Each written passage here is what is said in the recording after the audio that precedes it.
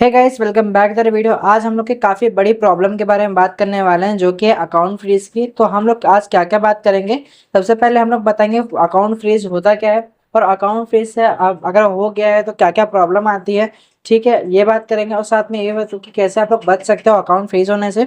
और लास्ट में हम लोग बात करेंगे, अगर मान लीजिए आपका अकाउंट फ्रीज हो गया है तो आप किस तरीके से इस प्रॉब्लम को सॉल्व कर सकते हो। तो सबसे पहले गाइस बता दूं अकाउंट फ्रीज होता क्या है।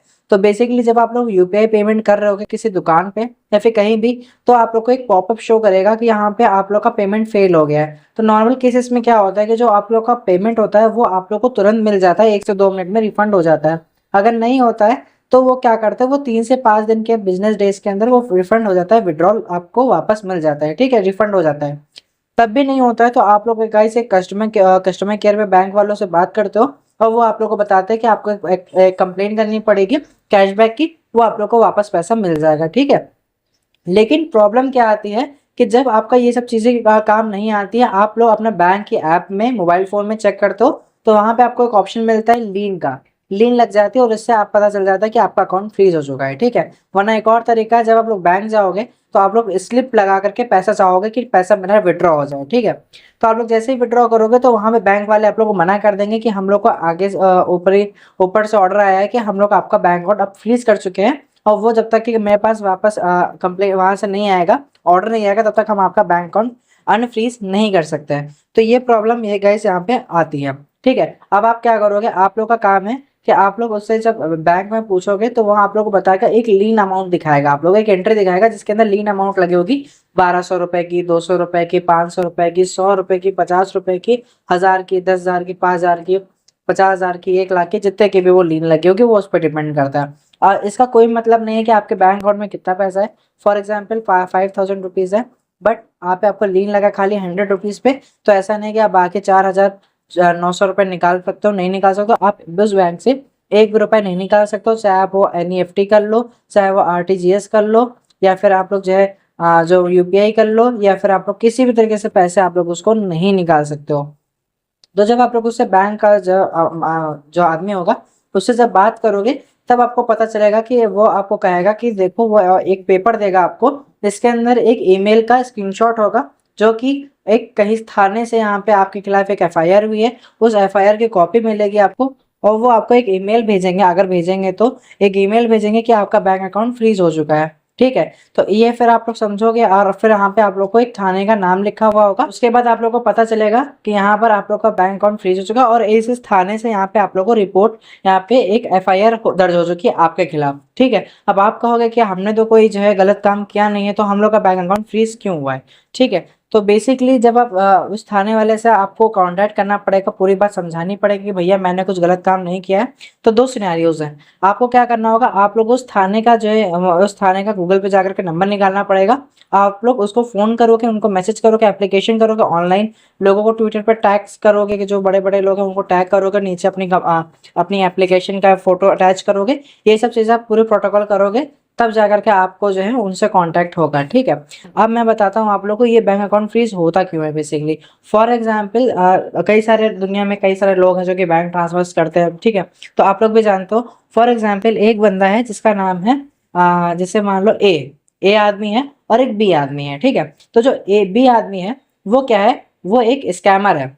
ठीक है, तो वो स्कैमर है, वो स्कैम करके ए वाले बंदे से पैसा लेता है। ठीक है, उसने पैसा लिया और वो पैसा लेकर के किसी और बैंक अकाउंट में डाल दिया। जैसे कि मान लो सी बंदे को पैसा उसने दे दिया, उस सी बंदे से किसी और उसने क्या किया, किसी और पे दुकान पे जाकर या फिर किसी को पेमेंट कर दी। ठीक है, और वो घूम घूम के किसी तरीके से वो आपके बैंक अकाउंट में वो पैसा आ गया, भले वो 100 रुपये आया हो। अब भाई किसी ने दुकान पे किया, दुकान वाले ने किसी और को किया, उसने किसी और को किया, ऐसे करके यहाँ पे ये पैसा, फ्रॉड का पैसा किसी और के पास चला गया। ठीक है, जब वो पैसा किसी और के पास चला गया तो उसमें से कुछ पैसा आपके पास भी आ गया। ठीक है, तो जो आदमी था जिसके साथ स्कैम हुआ है, तो वो जब तक उसको पता चलेगा तब तक वो पैसा हर जगह घूम चुका होगा। ठीक है, उसके बाद में उसको पता चला कि मेरे साथ तो स्कैम हो गया। ठीक है, अब वो स्कैम किसी भी तरीके से हो सकता पार्ट टाइम जॉब का लालच दे दिया हो उसको, या फिर उसको बोल दिया हो कि आपकी इन्वेस्टमेंट डबल हो जाएगी 7 दिन के अंदर, या फिर आपको उन्होंने बोल दिया हो कि आप लोग इस कंपनी में फंड करिए या फिर इसमें करिए, या फिर धोखाधड़ी से किसी भी तरीके से उसके पास पैसा चला गया।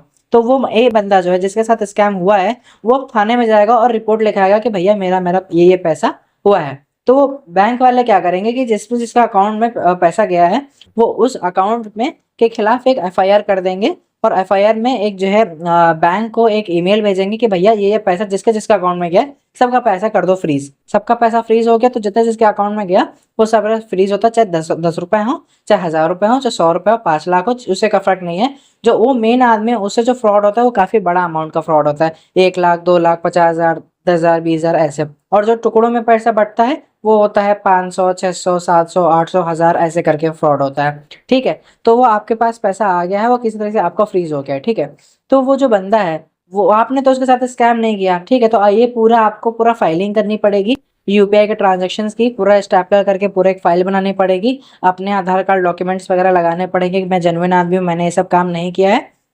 और जो स्कैमर है वो या तो वो टेलीग्राम पे उसको स्कैम करता है, फिर इंस्टाग्राम पे, फिर ऐसी जगह से स्कैम करता है कि जहाँ पे उसको पकड़ना काफी ज्यादा मुश्किल हो जाता है, और वो उसको वो पूरी तरीके से अपने हर तरफ से ब्लॉक कर देता है और कोई उसको कांटेक्ट नहीं कर सकता है। अब आप कहोगे कि कहीं ना कहीं तो पैसा उसके अकाउंट में भी गया होगा ना, तो हम लोग उसको पकड़ सकते हैं? नहीं, वो जो स्कैमर होता है वो पैसा एक अकाउंट से दूसरे अकाउंट में लेता है, वो अपने पास पैसा नहीं लेता है, वो किसी और के पास पैसा भिजवाता है और वहां से उसको कट मिल जाता है, या फिर वो क्रिप्टो करेंसी में या फिर किसी और तरीके से वो चेंज करके यहाँ पे पैसा उसको हो जाता है। ठीक है, अब यहाँ पर आप लोग का बैंक अकाउंट इस तरीके से फ्रीज होता है। ठीक है, ये पहला सिनेरियो हुआ जिसमें नॉर्मल लोगों का बैंक अकाउंट फ्रीज होता है। सेकंड चीज होती है जो कि क्रिप्टो के अंदर लोगों का बैंक अकाउंट फ्रीज हो रहा है, उसके बारे में बात कर लेते हैं। तो बाइनेंस के अंदर आप लोग एक फीचर जानते हो कि P2P के बारे में। P2P क्या होता है कि जैसे मान लो आपके पास डॉलर है, किसी और के पास INR है, इंडियन रुपीज है, या फिर आपके पास इंडियन रुपीज है, किसी और के पास डॉलर है। तो वो का क्या है कि पहले सिनेरियो में क्या है कि यहाँ पे उसके पास डॉलर है, आपके पास रुपीज है, आपको डॉलर चाहिए, तो आप उसको INR भेज दोगे और डॉलर उससे ले लोगे, तो इसमें कोई दिक्कत नहीं होती, बाइंग में कोई दिक्कत नहीं होती कभी भी।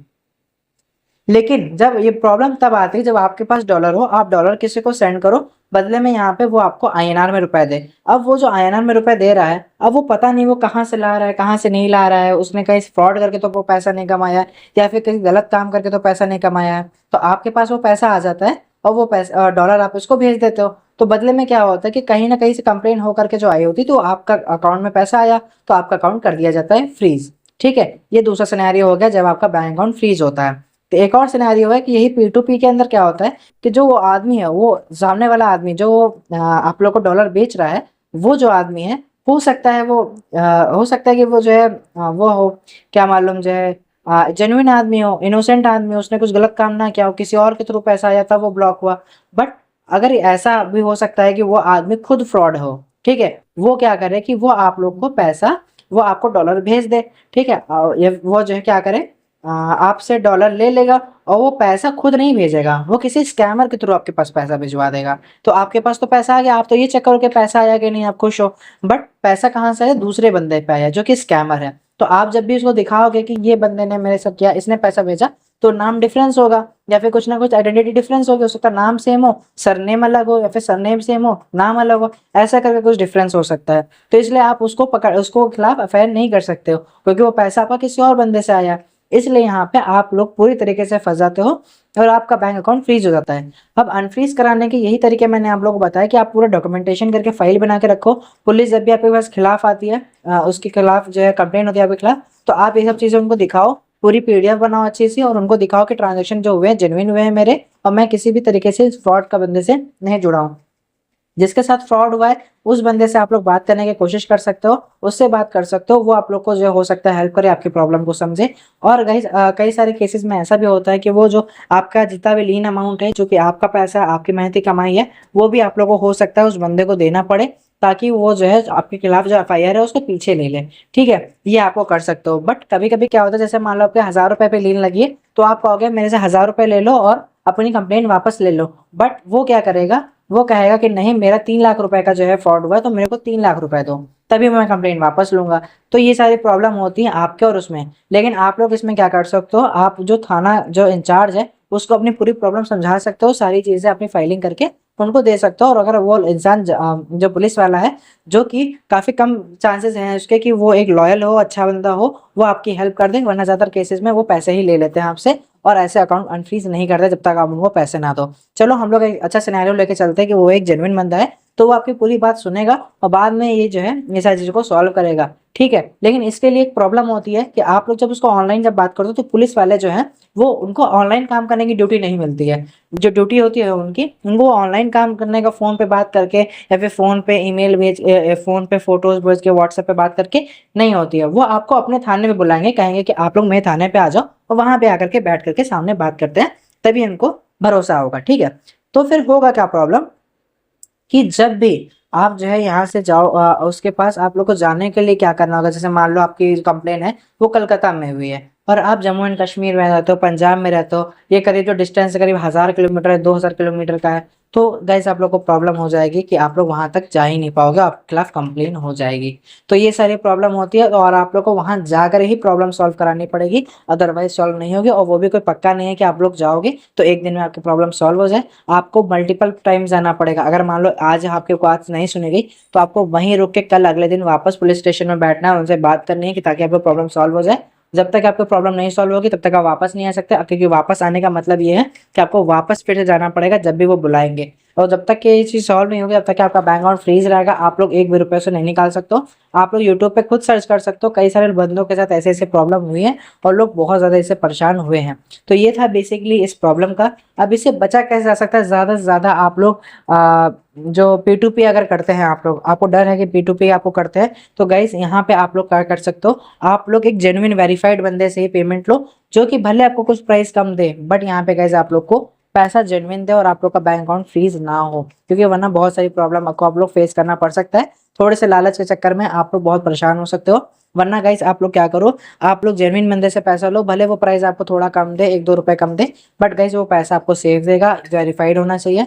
बट उसमें भी 100% गारंटी नहीं होती है, ठीक है। कई सारी प्रॉब्लम आ सकती है जिसके अंदर यहाँ पे वो लोग जो है आपको हो सकता है वो भी जो वेरीफाइड वाले हैं वो भी आपके साथ स्कैम कर दें, तो कहीं भी आप लोग सेफ नहीं हो।